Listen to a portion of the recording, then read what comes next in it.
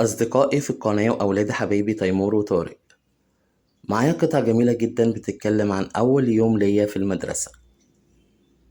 تعالوا نشوف، يلا بينا. First day at school، أول يوم في المدرسة. My name is سارة، أنا اسمي سارة.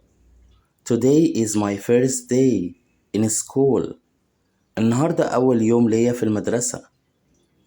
I am feeling very scared now، أنا بشعر إن أنا خايفة جدا دلوقتي. I am going to the school by bus، أنا بروح للمدرسة بالأتوبيس. I met Kate، أنا قابلت كيت on the bus، في الأتوبيس. She is very sweet، هي جميلة قوي. She is my friend now، وهي صاحبتي دلوقتي. يلا بينا نقرأ القطعة بالإنجليش بس. First day at school، أول يوم في المدرسة. My name is سارة. Today is my first day in school.